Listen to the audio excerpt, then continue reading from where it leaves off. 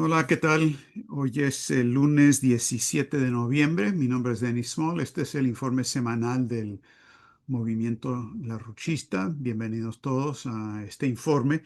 Les quiero informar de entrada que este jueves, el día 20, vamos a tener lo que va a ser una mesa redonda de emergencia que la IR está organizando sobre lo que está pasando en Venezuela o lo que podría ocurrir en estos días en la situación del Caribe en general. La mesa redonda va con el siguiente título, se llama Presidente Trump, no lo haga, una política alternativa estadounidense para el Caribe. Y lo que vamos a hablar en esa discusión es el hecho de que tanto dentro como fuera de Estados Unidos hay oposición a la dirección en que en este momento se está moviendo la política estadounidense hacia el Caribe en general, por parte, por ejemplo, en Estados Unidos del grupo VIPS, los veteranos profesionales de la inteligencia por la cordura, gente como Ray McGovern y otros que ustedes conocen, diciendo que estamos profundamente preocupados de a dónde parece dirigirse Estados Unidos con su política sobre Venezuela y que podría resultar un desastre como lo que ocurrió en Afganistán e Irak. También es muy importante que desde el 23 de octubre un grupo de 11 ex jefes de Estado y de gobierno de naciones del Caribe, como de Jamaica, Guyana y otros, Trinidad y Tobago también, sacaron una declaración insistiendo que el Caribe tiene que ser una zona de paz, que esta ofensiva militar no es aceptable y dijeron que ellos siempre han estado dispuestos a participar en actividades para parar el narcotráfico, pero siempre respetando la soberanía y no de la manera en que está ocurriendo. Ahora, el propósito de nuestra reunión no es nada más alertar sobre el peligro, mucha gente está haciendo eso, sino para proponer soluciones alternativas. ¿Cuál es el paso que se debería tomar? ¿Qué es lo que debería hacer la política estadounidense hacia la región? La gente que va a participar en esta mesa redonda incluyen Helga Sepla-Rouge, la directora general de IR, Diego Sequera, un conocido investigador y columnista en Misión Verdad de Venezuela, luego el expresidente de Guyana, Donald Ramotar, Ray McGovern, del grupo VIPS que acabo de mencionar de Estados Unidos, Beto Almeida, director de Telesur y de la Asociación Brasileña de Prensa, y hablaré yo también especialmente sobre la solución programática que EIR ha presentado para esta región. Tendremos también comentaristas en esta mesa redonda que van a incluir Morela Barreto López, de Venezuela, que es historiadora y diplomática venezolana, y también Diane Sayre, de Estados Unidos, ex candidata al Senado de Estados Unidos por el estado de Nueva York. El propósito de esta reunión es un poco parecido a lo que hicimos en el caso del estrecho de Bering, cuando había ocurrido la reunión de Alaska y queríamos señalar el camino para relaciones productivas entre Estados Unidos y Rusia y no en la dirección de la guerra que estamos viendo en estos momentos. Ahora, eh, esto ocurre, por supuesto, en momentos en que la situación en el Caribe, perdón, está color de hormiga. Llegó el portaaviones Gerald Ford, el más grande del planeta, está en la región. Hay maniobras militares que se están realizando ya, desde ayer domingo hasta el viernes entre Estados Unidos y Trinidad y Tobago. Están en la región entre 10.000 y 15.000 tropas estadounidenses. Em, Estamos recibiendo señales ambiguas, yo diría que intencionalmente ambiguas, del gobierno de Trump. Le gusta hacer las cosas así. Por un lado, el fin de semana dijo, bueno, a lo mejor esto va a terminar en que voy a hablar con la gente de Maduro y vamos a hablar con él y se va a resolver el problema, por un lado.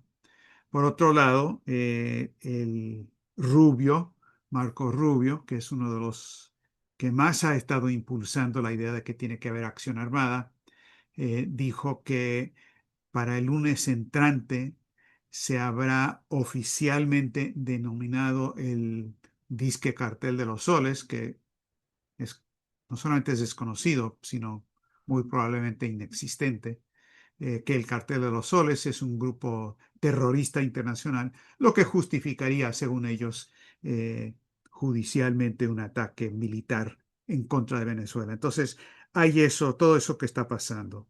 Entonces, eh, claramente esto es lo que no hay que hacer, no lo haga, señor presidente, pero la cuestión clave es lo que sí hay que hacer, cuál debería ser la solución. Y en esto quiero repetir lo que mencioné sobre el estrecho de Bering y esa propuesta sobre la que tuvimos una reunión de emergencia de la AIR con expertos de Rusia, expertos de Estados Unidos y otros para plantear una solución positiva y la dirección en la que se deben mover las relaciones entre Estados Unidos y Rusia. Y esta cuestión de lo que pasa con Rusia en particular y Estados Unidos es clave, es esencial para entender el contexto estratégico de lo que ocurre en el Caribe. Es más, no se puede entender lo que ocurre sin esa comprensión.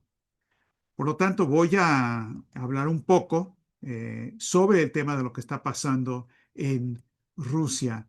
Además, porque lo que están diciendo los rusos tiene importancia estratégica de por sí.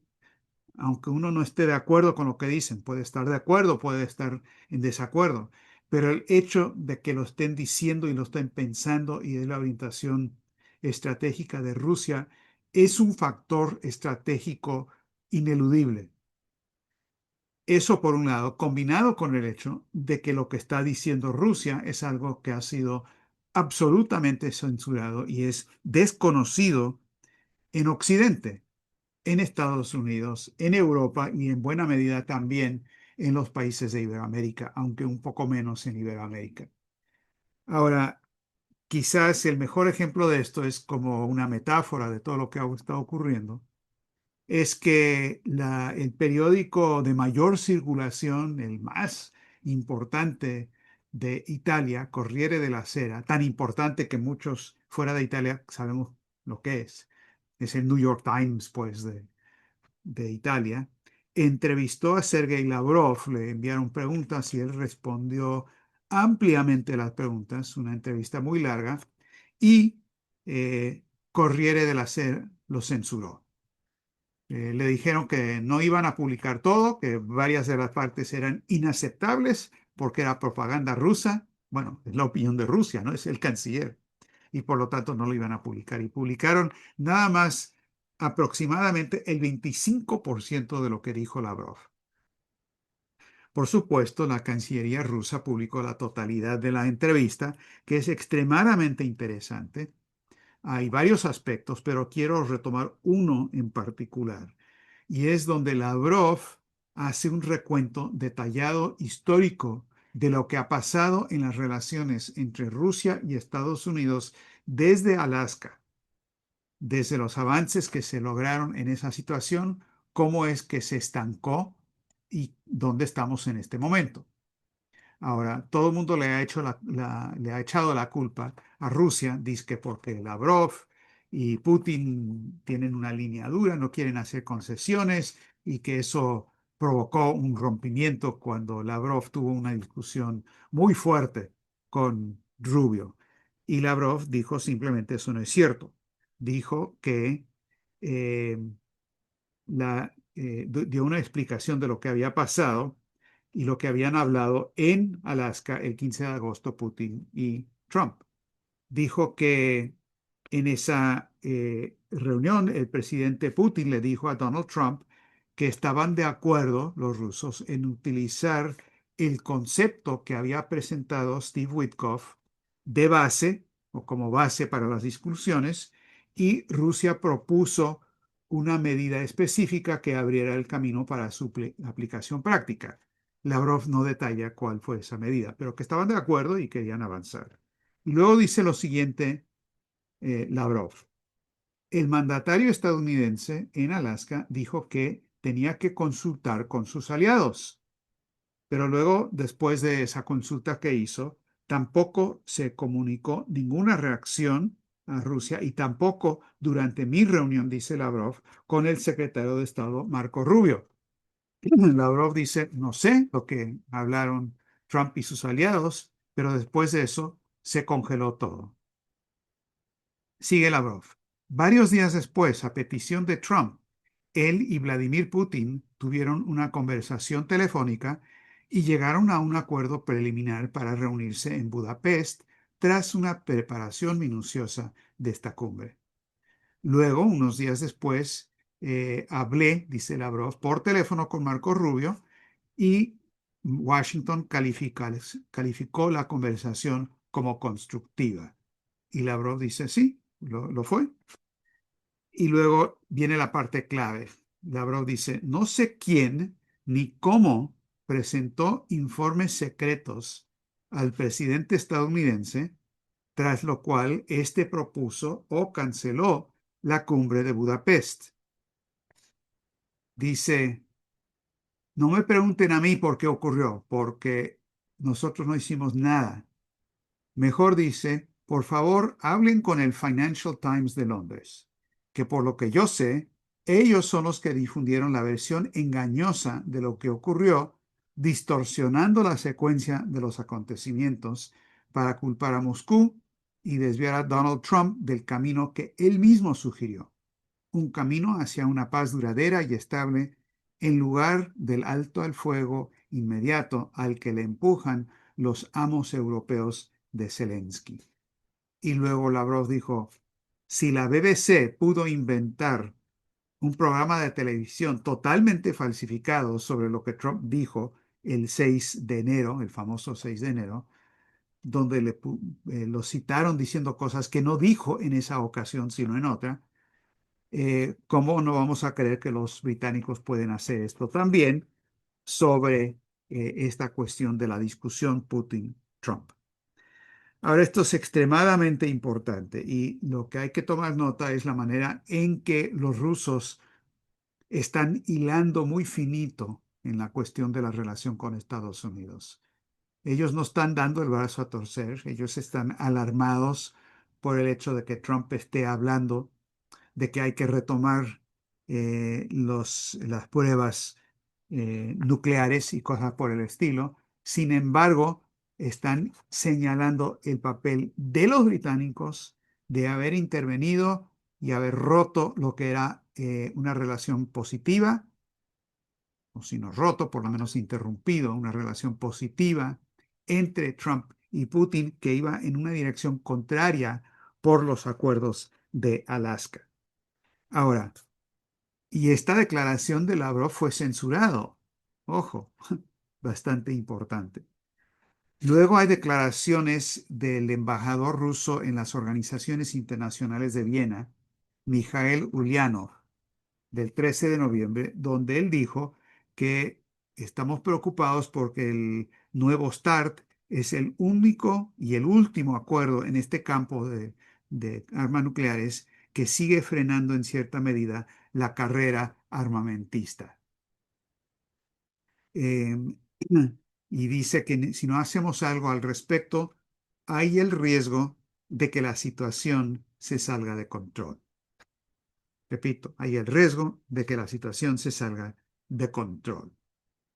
Luego pasó a hablar Ulyanov de la declaración de Trump de que iban a posiblemente reanudar los ensayos nucleares y explicó, no tenemos ninguna explicación de parte de los estadounidenses. Es una ambigüedad total, ellos no lo clarifican y dijo Ulyanov, creo que a lo mejor esta ambigüedad es intencional. Lavrov hizo declaraciones parecidas sobre esta ambigüedad que no ayudan para resolver la situación, porque al fin y al cabo estamos hablando de una guerra nuclear posible. Ahora, Lavrov también hizo declaraciones sobre lo que los servicios secretos rusos denunciaron en el curso de la semana, y es que habían desmantelado un complot, dicen ellos, originado en Londres, ojo, originado en Londres, ejecutado a través de los servicios secretos de Ucrania para tratar de secuestrar un avión de combate supersónico MiG-31 ruso, equipado con un misil hipersónico Kinzhal. Ahora, los Kinzhal pueden tener armas nucleares o pueden no tenerlos, pero sí es hipersónico y denunciaron que habían desmantelado este complot. También dijeron, y Lavrov también lo repitió, que la intención era convencer al piloto, ya sea con 3 millones de dólares o de alguna otra manera, de que volara ese MiG-31 con el Kinzhal en dirección de la base militar más grande de la OTAN en Europa, en Constanza, en el sureste de Rumania, con la intención de crear un incidente donde quizás la OTAN atacaría al avión y todo sería una bandera falsa, pero de las más increíbles que uno se pueda imaginar. Desmantelado por los rusos, nadie en Occidente lo ha negado, pero eso es lo que estaban denunciando los rusos, tanto el FSB como Lavrov, de parte de lo que viene de la OTAN. Así es que tiene los ojos bien abiertos. Pero en esa misma entrevista que dio Lavrov a Corriere della Sera, que nadie pudo leer en Corriere della Sera, presentó no solamente la denuncia, no es nada más la parte, no lo hagan, es la parte de lo que sí hay que hacer. Y Lavrov explicó lo siguiente, y esta es una cita textual. Los esfuerzos de Occidente han desacreditado, desprestigiado y desmantelado por completo el sistema de seguridad euroatlántico en su forma anterior a 2022. En ese sentido, el presidente Putin presentó una iniciativa para establecer una nueva arquitectura de seguridad igualitaria e indivisible en Eurasia. Está abierta a todas las naciones del continente, incluida su parte europea, pero requiere un comportamiento cortés, desprovisto de arrogancia neocolonial, basado en la igualdad, el respeto mutuo y el equilibrio de intereses. O sea, está repitiendo lo que Putin había presentado, que en efecto es la idea de que puede y tiene que haber una nueva arquitectura de seguridad y de desarrollo en la propuesta de Helga Seblarush, que es totalmente diferente a lo que el mundo ha conocido hasta la fecha. Y esta propuesta, donde hay una seguridad indivisible, en que el interés de la totalidad tiene que ser superior o tiene que comprender cualquier interés nacional. No es que nos deshagamos de los intereses nacionales, pero tienen que ser intereses coherentes con el interés general internacional. Es lo que está planteando.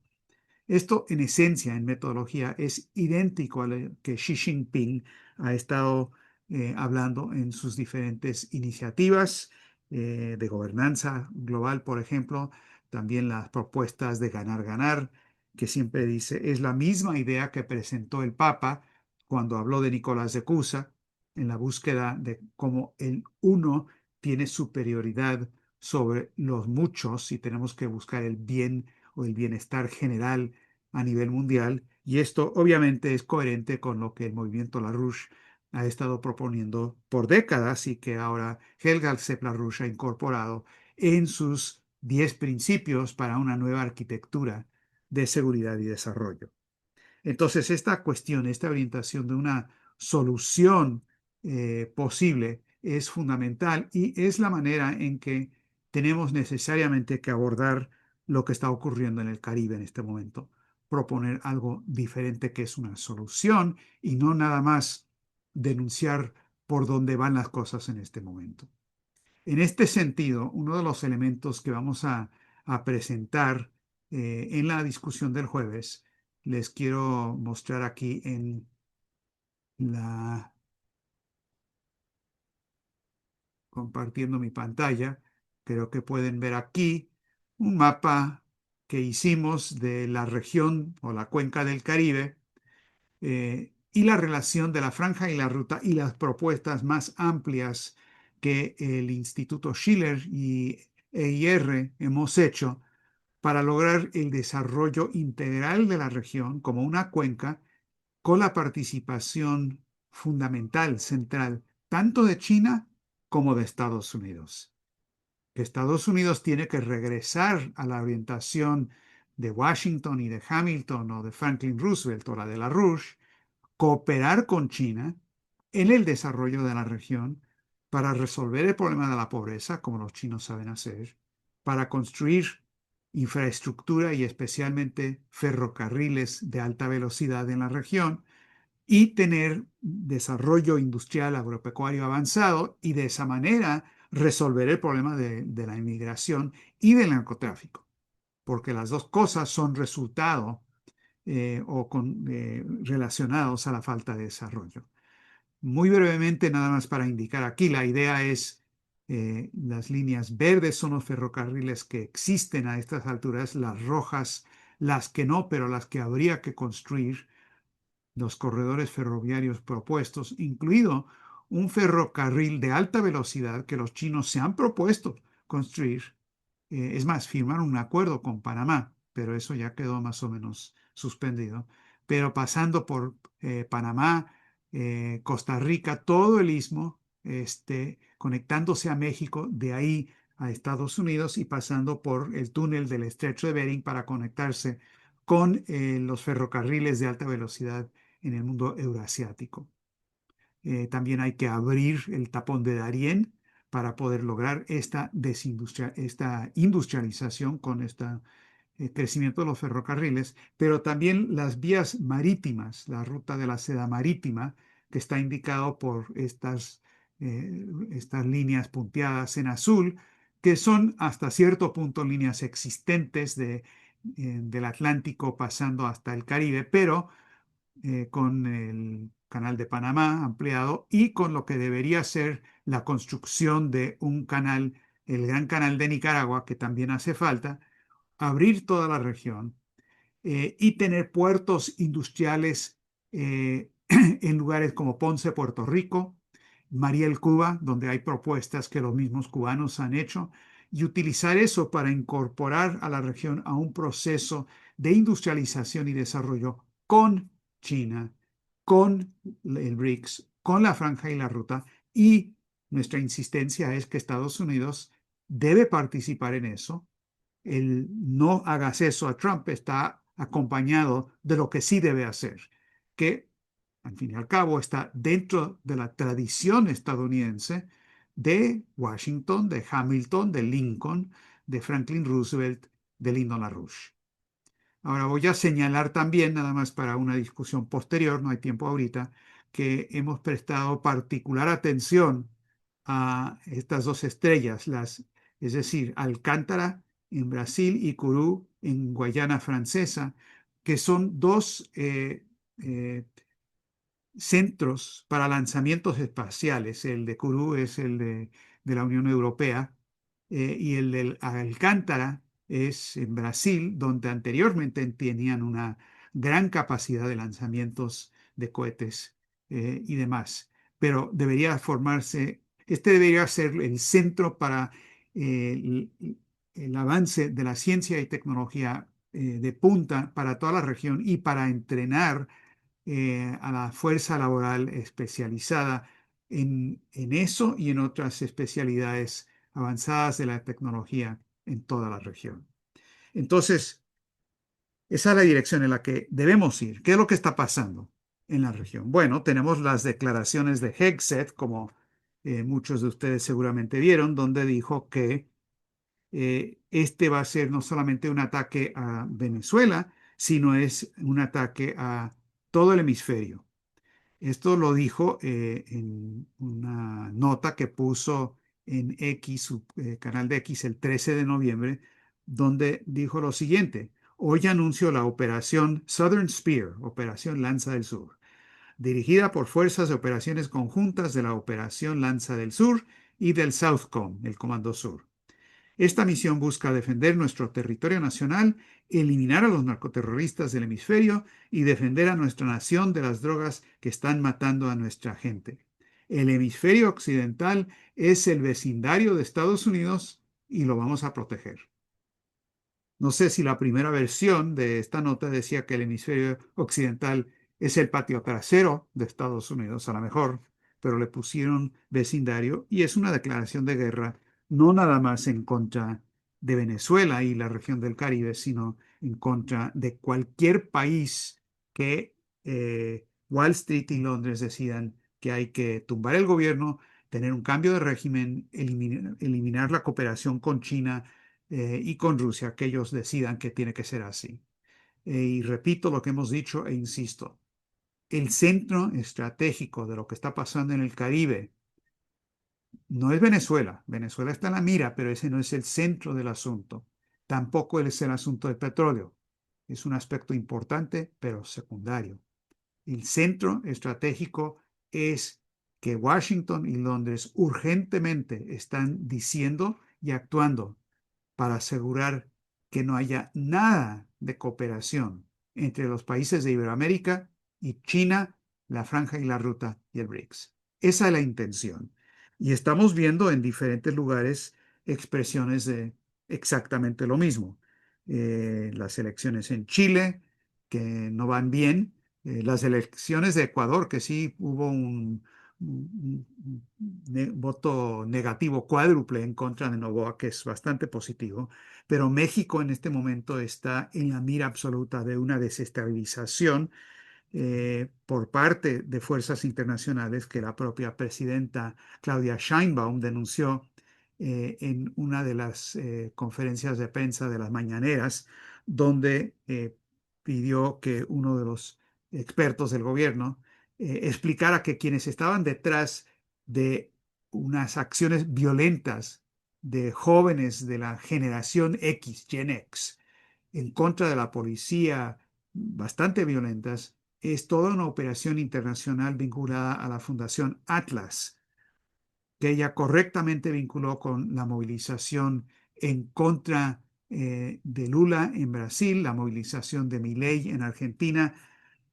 También hay que mencionar que es lo mismo que funcionó en el caso de Bangladesh, la manera en que tumbaron el gobierno pro-hindú de Bangladesh para poner a un agente del Banco Mundial. En Bangladesh fue una movilización de jóvenes desesperados, pero los movilizaron en una chusma dirigida este, por fascistas. Y esto es lo que está en juego ahora en México. Tiene mucho que ver con la orientación económica de México, tiene que ver también, o la posible orientación de gente que está criticando estar metido 100% en el Telecán-Temec y la pelea que ha surgido en el campo de México, el Frente Nacional para el Rescate del Campo, que quieren que el campo no sea sujeto de la especulación, sino de la producción física, y tiene que ver también con un estate quieto que le dieron a México varios congresistas de Estados Unidos por el tema de Venezuela, diciéndoles a los mexicanos, si no se alinean con Estados Unidos, les puede pasar lo mismo que a Venezuela. Entonces, esa es la naturaleza de lo que ocurre. Ahora, digo que hay que hilar muy finito en Estados Unidos y con Trump precisamente porque es una situación muy inestable, muy faccionalizado.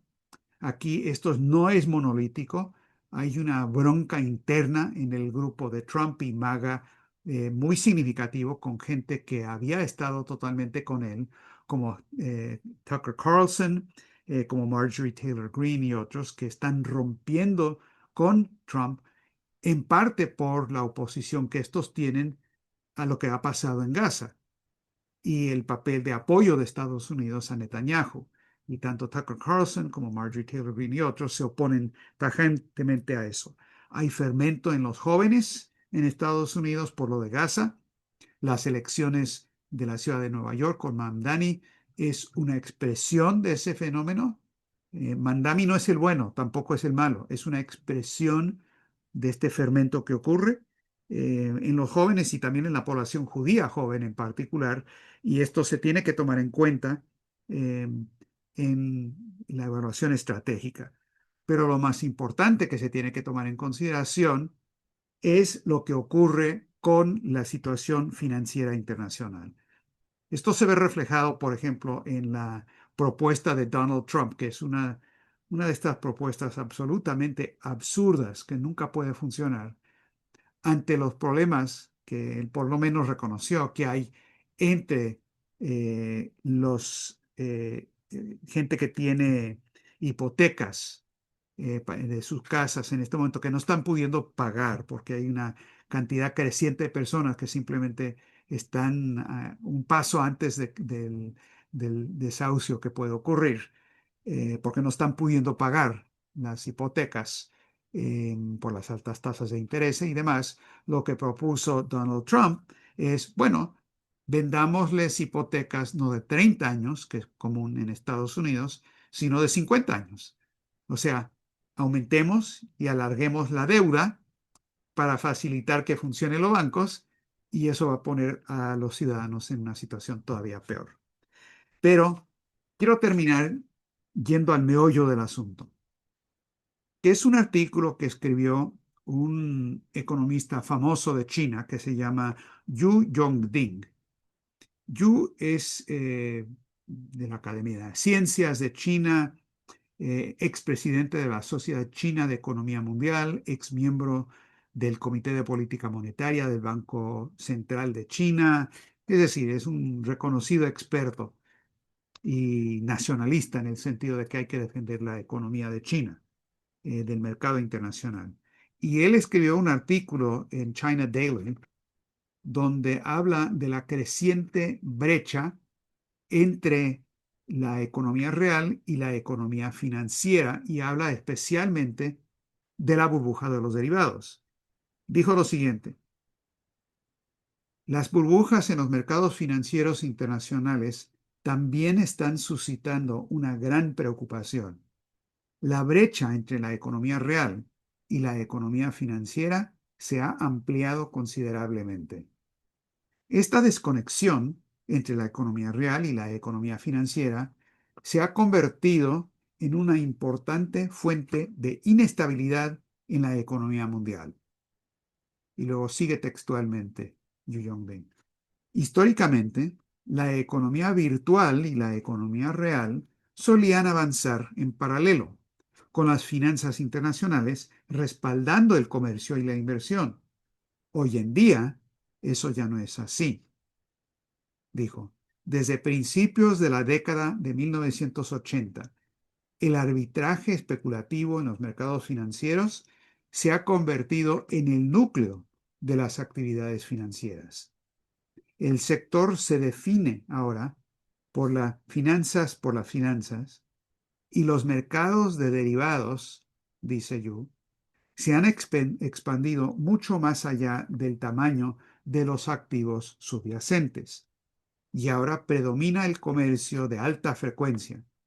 Los instrumentos y actividades financieras innovadores han hecho que las burbujas de activos sean más frecuentes y que el sistema financiero mundial sea más frágil. Tanto en el ámbito comercial como en el financiero, es esencial una gobernanza mundial más fuerte, cierra comillas, hablando de la necesidad de controlar esta burbuja de derivados que está estallando. Eso requiere obviamente un cambio de la estructura internacional. Creo que hay que prestarle atención a lo que los chinos están diciendo, porque eso es lo que orienta lo que están haciendo. Y el hecho de que de China y la Franja y la Ruta ha surgido una alternativa que los países de Iberoamérica, entre otros, ven como algo mucho más atractivo que la política de Wall Street y la City de Londres y el Fondo Monetario. Y eso es lo que está detrás de la crisis a nivel internacional en particular y muy específicamente de la crisis extremadamente peligrosa que estamos viviendo en estos días en la situación del Caribe.